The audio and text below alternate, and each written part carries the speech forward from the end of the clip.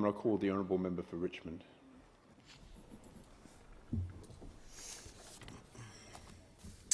Thank you, Deputy Speaker. Well, Deputy Speaker, I rise today to speak on the Social Security Amendment Repeal of the Cashless Debit Card and Other Measures Bill 2022. And, Deputy Speaker, it is both an absolute honour and a privilege to be speaking on this bill, because this bill delivers on the Albanese Labor government's election commitment to abolish the cashless debit card. We are very proud to make that commitment and proud now to be abolishing it for all of the devastation it has brought across the country. And in fact, on day one of this new parliament, the Minister for Social Services introduced this bill into the House. And this bill, which is the product of extensive community consultation, will end the cashless debit card and allow approximately 17,300 participants to transition off the card. We also announced last week that, as part of abolishing the scheme, the government will close the cashless debit card program to all new entrants from the 1st of August. So, as of now, as of today, no new people will be forced onto the card. Deputy Speaker, the fact is the cashless debit card is privatised welfare. And there is something deeply, deeply wrong when private, for-profit companies control people's income support payments, or where those companies determine where people could actually spend their money. Now, we know the former government spent $170 million on the cashless debit card program, money which could have been better invested in the support services that local communities need. Now, of course, Deputy Speaker, the cashless debit card had been operating across Australia for 6 years in those trial sites. The former government introduced the card in Ceduna in 2016, but over time it was expanded to the East Kimberley, Goldfields, Bundaberg and Hervey Bay areas, and most recently the Northern Territory and Cape York as well.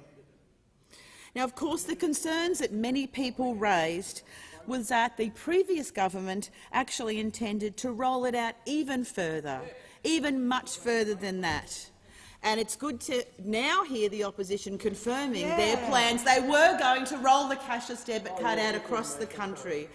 And, of course, Labor shared all of those concerns. The fact is the cashless debit card was wrong and destructive. We know the former government wanted to roll it out further, in fact, even to aged pensioners who are very concerned about that. So, Deputy Speaker, the fact is the cashless debit card has been a complete failure and it has destroyed lives. And there has never been evidence to show that the cashless debit card is actually working. There have been so many evaluations, inquiries and audits that have repeatedly shown clear data that the card did not work. It just did not work. And of course, just recently, the Australian National Audit Office released its latest audit on the performance of the cashless debit card, highlighting once more the lack of evidence available to demonstrate any success of the card at all. Now, Deputy Speaker, recently I was in Bundaberg and Hervey Bay and met with many people who were forced onto the card. People like Karen Griffiths, who in fact was then rejoicing after finally being able to get off the card after being forced onto it for an incredibly traumatic 3 years. Now, Karen's a mother of 5 and is one of the thousands of Australians whose spending was restricted as she lived in one of those trial sites. As Karen said, "It has massively negatively impacted mine and my kids' lives. It has been a nightmare being on the card. It's been traumatic. There just isn't a better word." Karen said life without the card meant her family would have their freedom back. "I can't wait," she said. "I'm going to be able to have flexibility with my finances. I'm not going to be restricted by which bill I will and won't pay, and my kids are looking forward to having pocket money again."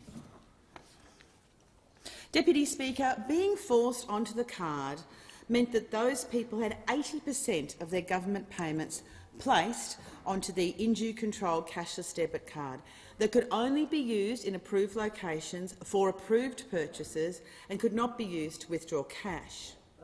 Now, Deputy Speaker, in opposition we established the Protecting Pensioners Task Force, and as the chair I was inundated with heartbreaking stories from those people who had already been forced onto the card, people who were cruelly directed by the previous government about where and when they could actually spend their own money. And, Deputy Speaker, I'd like to especially acknowledge today the secretary of that task force, my good friend the member for Bruce, who also worked tirelessly to get rid of this cruel card. And for many months we campaigned on this issue. And Labor committed to abolish the card because of how destructive it had been. And now we are delivering on this. We listened and we're acting. Now, we know that the former government wanted to roll the cashless card out nationally.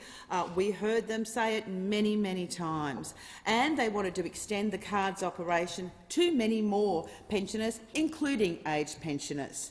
Now, Deputy Speaker, our seniors built this nation. They worked hard, paid their taxes and raised their families, and they deserve to be treated with respect, and that's exactly what they get under an Albanese Labor government. They are being treated with respect. Now, Deputy Speaker, many individuals and community groups have worked incredibly hard for years to get rid of this card. And I would like to especially thank groups like the No Cashless Debit Card Australia and the Say No 7 for your tireless work. And I really want to acknowledge Catherine Wilkes and Amanda Smith. Your commitment and hard work is inspirational. Groups like the Say No 7 and No Cashless Debit Card Australia have worked so hard for so long for this to happen. They have been advocating everywhere for years to get rid of this card, and they have been collecting stories and evidence from across the nation. Thanks to both of you. You are wonderful. And thanks so much to the more than 50,000 people across the country who signed our petition to get rid of this card. Now, Deputy Speaker, I have spoken with so many people who have described the impact of being on the card and how it stigmatises them and makes their lives so incredibly difficult. Examples such as usage of the card is actually extremely restricted at the locations that it can be used at. The card is often declined. Many people are not able to buy basic food or groceries. Families often have to leave their groceries at the store. They're not able to buy them. Their card is so often declined. Many families are unable to pay their rent. Many people have been forced into bankruptcy. Many have been unable to make car repayments.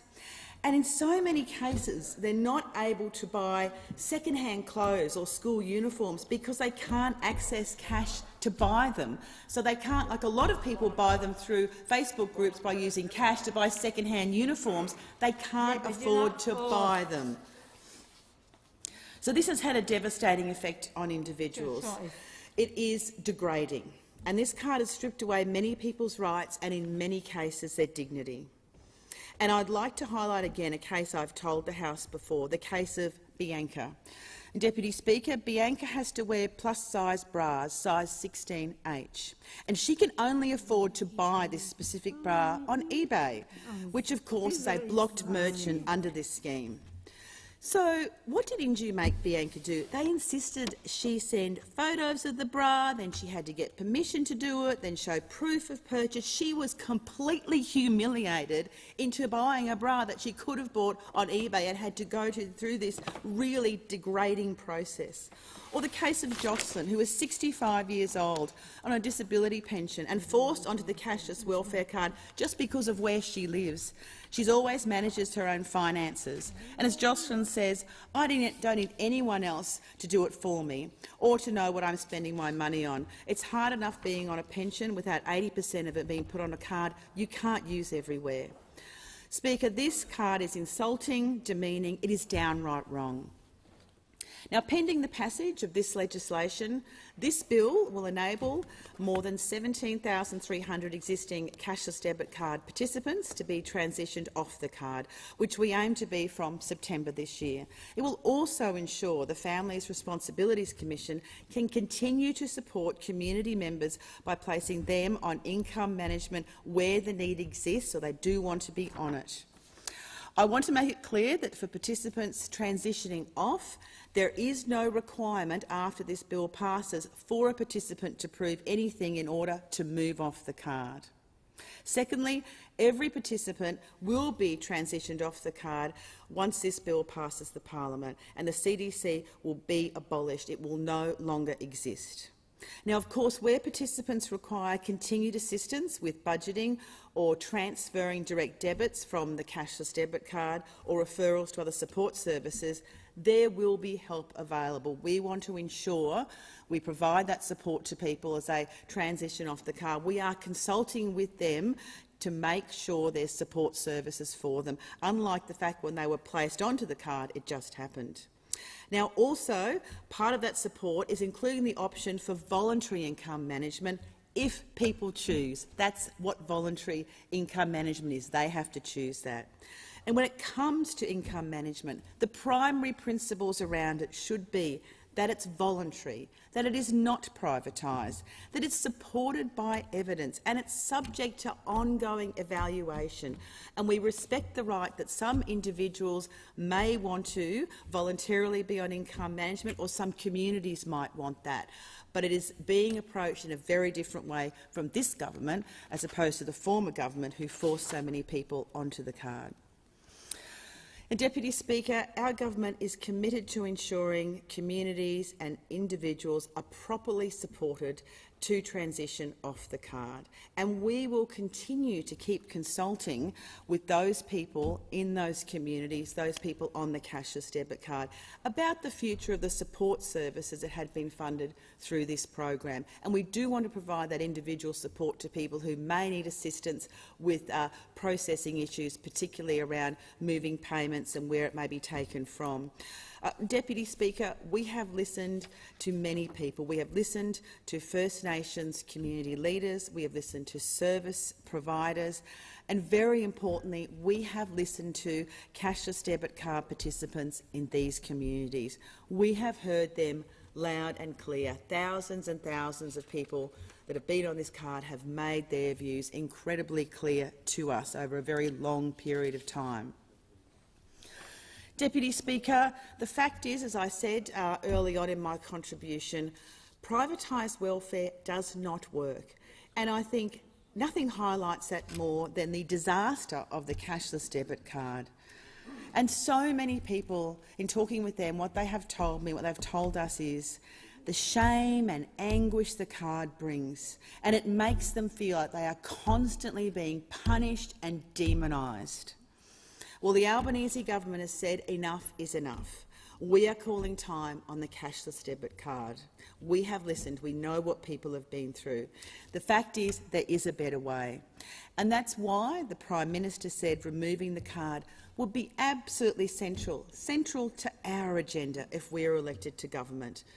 And we have moved very decisively to abolish the cashless debit card in the first week of the new parliament. As I said, the minister introduced this on day one of the 47th parliament. And we did that because we have listened to what people have said across the country. We know how harmful this card has been. And, Deputy Speaker, it would not have been without the loud voices of people across the country, particularly, as I said, No Cashless Debit Card Australia and the Say 07, who made their voices so clear and made this happen, and to the Australian people who voted for change, for a number of reasons, and one of those reasons was to get rid of the cashless debit card. And now we're doing that. And we're doing that, all of that, Deputy Speaker, because our government, the Albanese Labor government, believes no one should be left behind at all, and these people had been left behind by the previous government. We are ensuring we are looking out for the most disadvantaged and the most vulnerable in our country, and it's for that reason that I am very privileged to be speaking today on abolishing the cashless debit card, and I commend the bill to the House. Order. The question is that this bill be now read a second time.